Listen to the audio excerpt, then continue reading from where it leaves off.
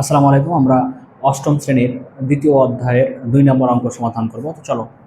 বলছে যে একজন দোকানদার কিছু ডাল ২৩৭৫ টাকায় বিক্রয় করায় তার ৫% ক্ষতি হলো। ওই ডাল কত টাকায় বিক্রয় করলে তার ৬% লাভ হতো? ঠিক আছে, আমাদের প্রথম কাজ হচ্ছে ৫% ক্ষতি হয়, অর্থাৎ ৫% ক্ষতি হয়, এখান থেকে আমাদের বিক্রয় মূল্য আর ক্রয় মূল্য নির্ণয় করা। দেখো, তাহলে আমরা শুরু করতে যাচ্ছি এখান থেকে। তাহলে দেখো ২ নম্বর, তাহলে ৫% ক্ষতিতে ৫% ক্ষতিতে ডালের ডালের ক্রয় মূল্য সবসময় ১০০ টাকা। হ্যাঁ, পার্সেন্ট মানে ১০০ টাকা করে ধরতে হয়। তাহলে ১০০ টাকা হচ্ছে ক্রয় মূল্য, হলে বিক্রয় মূল্য হবে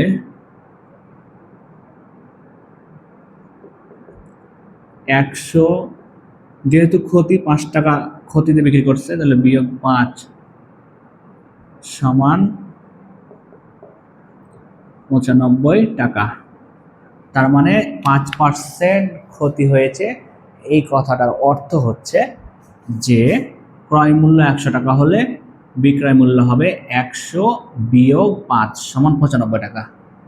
ঠিক আছে, তাহলে এখন তোমাকে ২৩৭৫ টাকায় যখন বিক্রি করলো, তখন ২৩৭৫ টাকায় যখন বিক্রি করলো, তখন আসলে ক্রয় মূল্যটা ছিল কত সেটাই বের করবো আগে। তাহলে আমরা এখন এই লাইন থেকে লিখব। তাহলে আমাদের এখানে লেখা আছে ২৩৭৫ টাকা বিক্রয় করলে, আমাদের উদ্দেশ্য ক্রয় মূল্য নির্ণয় করা। যেটা চাইবে, যেটা নির্ণয় করবো সেটা ডান দিকে, ঠিক আছে, আর যেটা নির্ণয় করবো সেটা ডান দিকে, আর আরেকটা যেটা থাকবে সেটা বাম দিকে লিখবো। তাহলে আমরা লিখতে পারি যে বিক্রয় মূল্য বিক্রয় মূল্য ৯৫ টাকা হলে ক্রয় মূল্য ১০০ টাকা। ঠিক আছে, অতএব বিক্রয় মূল্য ১ টাকা হলে ক্রয় মূল্য নিশ্চয়ই কম মানে ভাগ। ঠিক আছে, তোমরা এগুলো পারো, আমি জানি। এরপরে দেখো আমাদের অঙ্কে আছে ২৩৭৫ টাকা বিক্রয় করলে, এই যে বিক্রয় মূল্য নিচে বিক্রয় মূল্য, ২৩৭৫ টাকায় বিক্রয় করলে ক্রয় মূল্য নিশ্চয়ই এবার একটু বেশি হবে। বেশি হলে এটার সাথে ২৩৭৫ কি হবে? গুণ হবে। তাহলে এবার তোমরা এটা ক্যালকুলেশন করো তো, ক্যালকুলেশন করলে কত হয়? তাহলে এটা ক্যালকুলেশন করলে কত হয় বলো? এটা ক্যালকুলেশন করলে উত্তর আসবে আমাদের, ক্যালকুলেটর চাপ মেরে দেখো, কি বলে যে ২৫০০ আসবে সম্ভবত। তাও একটা টেস্ট করে নিই। ২৩৫০ গুণিত ১০০ ভাগ ৯৫, ২৫০০। তাহলে আমার কত আসলো?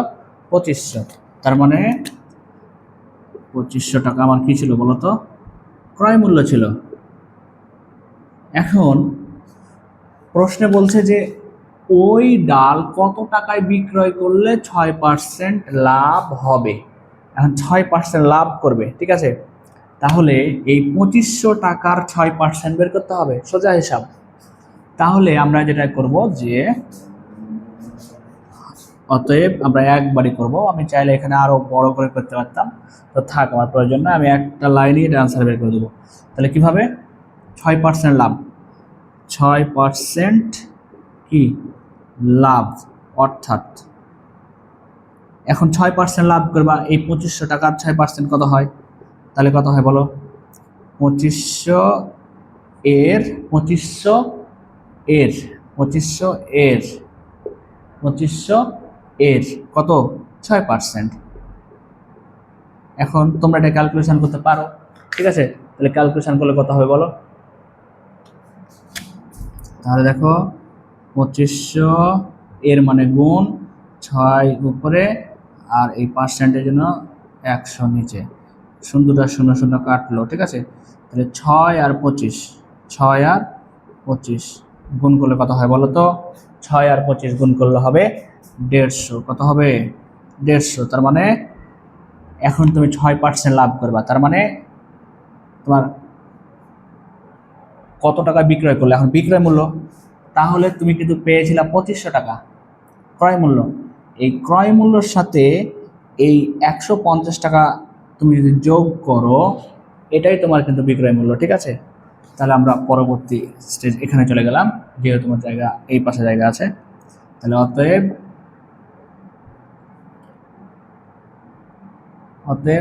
বিক্রয় মূল্য হবে, বিক্রয় মূল্য হবে, বিক্রয় মূল্য হবে কত বলো তো? আগের কেনা দাম তো ছিল 2500, আর নতুন করে 6% লাভ করে আমি লাভ করলাম 150 টাকা। ঠিক আছে, এই 150 টাকা ওদের সাথে যোগ করতে হবে। 150 টাকা কি করতে হবে বলো?